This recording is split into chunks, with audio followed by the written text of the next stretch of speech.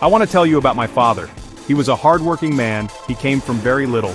Every extra penny he earned went into a coffee can. He kept it hidden away. He thought his money was safe there. He believed that saving was enough. He wanted security for his family. That coffee can was his symbol of trying to build a better future for us all. He trusted that the cash he put in would hold its value, waiting for the day he needed it. He worked at a chicken factory. The work was tough, the pay was not much. But he was diligent, he saved and saved. He saw the pile of cash grow in that can. It made him feel proud, it made him feel secure. He didn't understand that money itself could lose its power over time. He thought a dollar today would be worth $1 tomorrow or 10 years from tomorrow. This was a common belief back then for many good, hardworking people. But there is a silent thief. It's called inflation. Inflation means prices go up. The milk your grandmother bought for $0.25, it costs dollars now. The bread, the gas, the clothes, everything costs more. So, the money in my father's coffee can, it bought less and less each year. That hard-earned cash was losing its buying power. It was shrinking in value, even though the number of bills stayed the same. This is a hard lesson, but a crucial one for everyone to understand. My father learned this the hard way. His savings did not grow. They actually shrank in what they could buy. He wanted to protect his money, but by keeping it in cash, he unknowingly let inflation eat away at it. This is why just saving money is not enough. You must make your money work for you. You must make it grow faster than inflation. This is the first secret to building real wealth and security for your future. It's not just about how much you save, but what you do with those savings. So, if cash loses value, what can you do? You need to invest. You need to put your money in places where it can grow. One of the most powerful places for this is the stock market. I know the stock market sounds scary to some people. They think it's like gambling, they picture wild swings and people losing everything. But that is not the whole picture. Understood and used correctly, it's a tool for wealth creation. It is how ordinary people can build extraordinary futures. The stock market is a way to fight inflation. It is a way to make your money grow faster than prices are rising. Think about it. If inflation is 3% a year, your money needs to earn more than 3% just to stay even. Cash in a savings account might earn very little, sometimes less than inflation. This means you are effectively losing money. The stock market, over the long term, has historically provided returns that beat inflation. This is essential for your money to grow in real terms, meaning its actual purchasing power increases. Investing in the stock market means you are buying tiny pieces of companies. These companies are working to make profits, they are creating products, they are offering services. As these companies grow and become more successful, the value of your piece can grow too. This is how your money starts to work for you. It is not just sitting there. It is actively participating in the economy. It is helping businesses expand, innovate, and create more value in the world. This is not about getting rich quick. I will tell you that right now. That is a fantasy. True wealth building is a marathon, not a sprint. The stock market is a long-term strategy. There will be ups and downs. That is normal. But over time, the trend has been upwards. By investing your money, you are giving it the potential to grow significantly more than it ever could in a coffee can, or even a standard savings account. This is the power you need to harness for your financial future. What does it really mean to own a stock? When you buy a stock, you are buying a share of ownership in a company. You become a part owner. If you buy a share of Apple, you own a tiny piece of Apple. If you buy a share of Coca-Cola, you own a tiny piece of Coca-Cola. It is as simple as that. You are not just handing your money over, you are acquiring an asset that has the potential to increase in value over time. There are two main ways your stocks can make you money. The first is called price appreciation. This means the price of the stock goes up. If you buy a share for $10 and it goes up to $15, your share has appreciated. It is now worth more. Companies work hard to grow their business. They want to increase their profits. When they do well, more people want to own their stock. This demand can push the price up. This is how your initial investment can grow significantly. The second way is through dividends. Some companies, especially well-established ones, share their profits with their shareholders. These payments are called dividends. They are usually paid out every quarter. So, not only can your stock go up in value, but you can also receive regular income from it. You can then choose to reinvest these dividends to buy even more shares. This can accelerate your wealth building even further. It's like getting paid just for being an owner. So, when you invest in stocks, you are participating in the success of businesses. You are aligning your financial well-being with companies that are innovating and growing. This is a powerful concept. It is how wealth has been built for generations. It is not just for the rich. It is for anyone who is willing to learn the basics and start.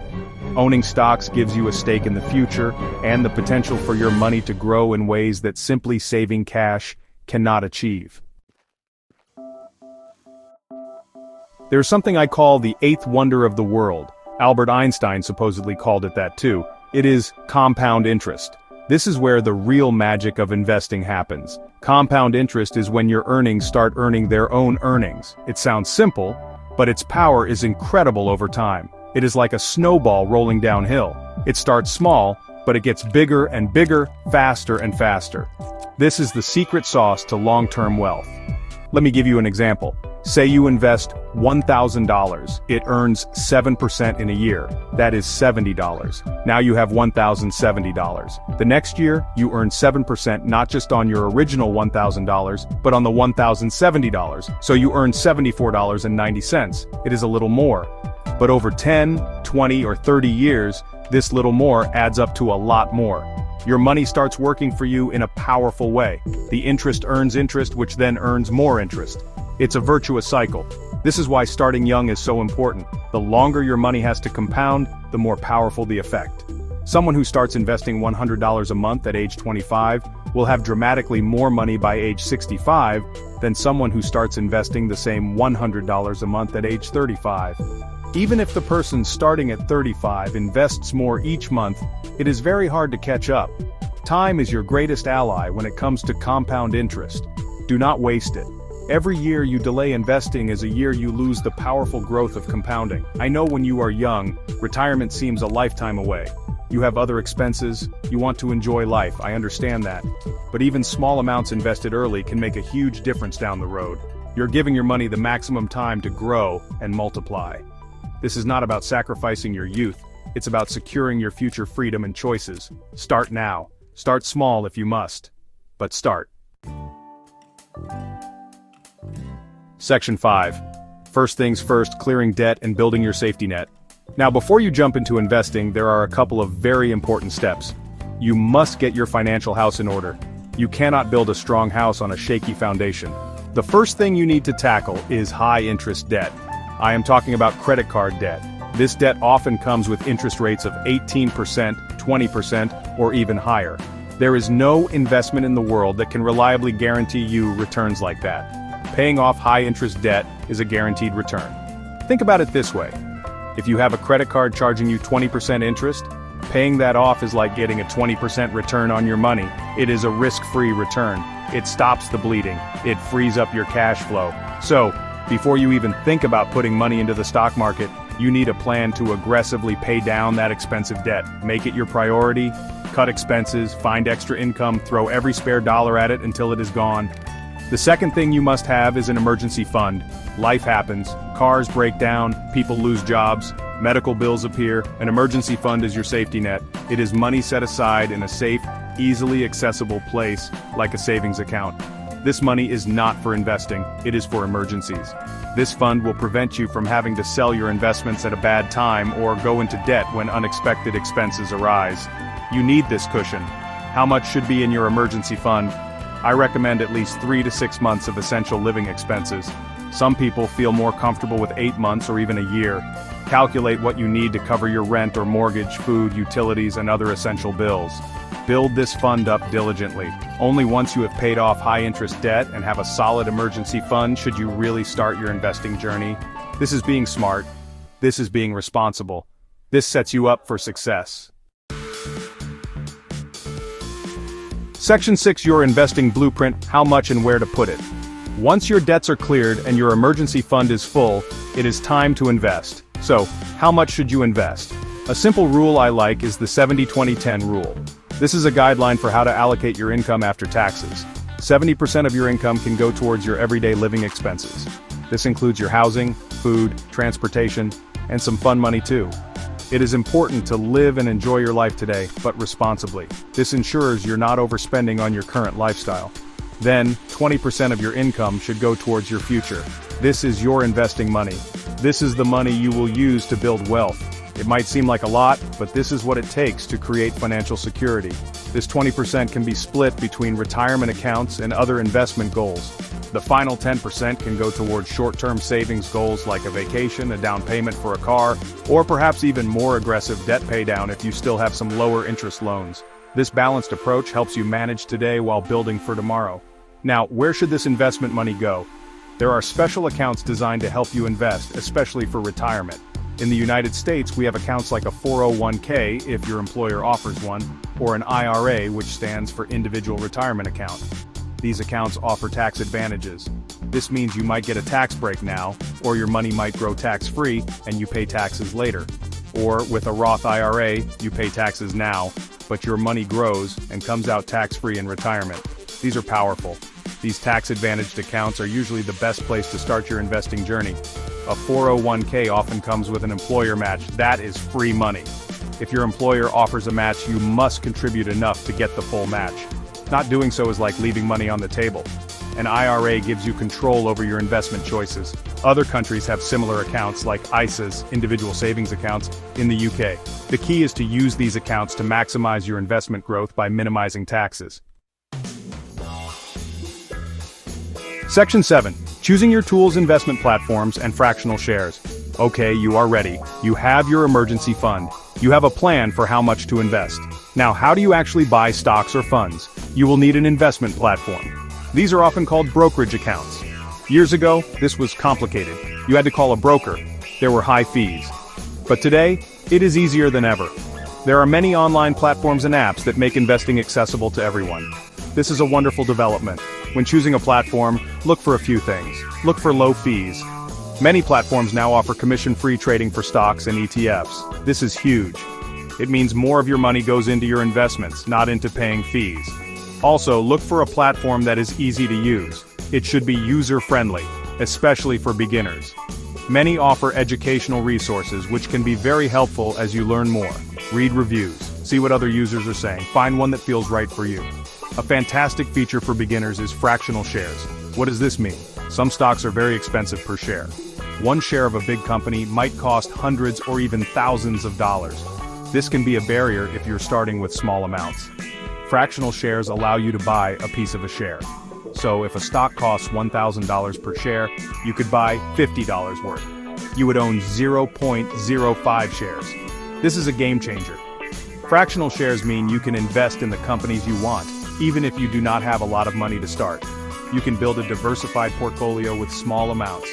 You can start investing with as little as $5 or $10 on some platforms. This removes a huge barrier that existed for previous generations. So look for platforms that offer fractional shares. It makes getting started much easier and allows you to put your money to work right away, no matter how small the amount. This democratizes investing.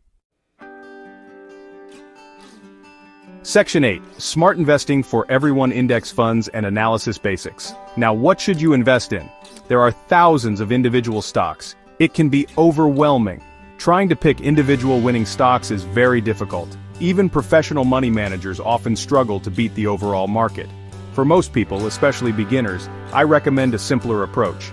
Focus on index funds or exchange-traded funds, ETFs, that track an index. This is a cornerstone of smart, long-term investing for the average person. An index fund holds all the stocks in a particular market index. For example, an S&P 500 index fund holds stocks of the 500 largest U.S. companies. When you buy a share of this fund, you are instantly diversified across all those companies. You are not betting on one single company. You are betting on the overall growth of the market. This reduces your risk significantly. Index funds are typically low cost, and they have a proven track record of solid long-term performance. They are a set-it-and-forget-it type of investment for many. You might hear about two main ways people try to pick stocks: technical analysis and fundamental analysis. Technical analysis involves looking at charts and patterns of past stock prices to predict future movements. Fundamental analysis involves looking at the company itself, its financials, its management, its industry, its competitive advantages, to determine its true value. Both require a lot of skill, time, and research. For most people, it's not necessary to become an expert in these. While understanding these concepts can be interesting, Relying on them to pick individual stocks can be risky and time-consuming. That is why index funds are so powerful. They take the guesswork out of it. You are simply investing in the broader market's success. This strategy is endorsed by many successful investors, including Warren Buffett, for the average person. Keep it simple. Keep it diversified. Keep your costs low. This is the path to steady, long-term wealth building for most people. Section 9. Conquering Fears, Embracing the Future. The Power of Long-Term Investing. Investing can feel intimidating. Many people worry about losing money. It is true that all investments carry some risk. The stock market will go up and down. There will be bad years. There will be scary headlines. This is normal. The key is to not panic. Do not sell when the market is down out of fear. Remember, you are in this for the long term. Short-term fluctuations are just noise on the path to long-term growth. One of the biggest mistakes investors make is letting their emotions drive their decisions. They get greedy when the market is high. They get fearful when the market is low. This often leads to buying high and selling low, the exact opposite of what you should do. Instead, focus on your long-term plan. Continue to invest regularly through good times and bad. This is called dollar-cost averaging. It helps smooth out the bumps and ensures you buy more shares when prices are lower. Think of investing like planting a tree. You do not plant a sapling and then dig it up every week to see if the roots are growing. You plant it in good soil, you water it, and you let it grow over many years. Investing is similar. You make your regular contributions. You choose sensible, diversified investments like index funds. And then you give it time, decades, even to grow and flourish. Patience is one of your greatest virtues as an investor. Building wealth takes time. It takes discipline. It takes courage to stay the course when things look uncertain. But the rewards can be life-changing. Financial security, freedom to make choices, the ability to retire comfortably, the power to help your loved ones. This is what long-term investing can give you. So start today. No matter how small you start, educate yourself, make a plan, and stick with it. Your future self will thank you. You are strong, you are smart, you can do this.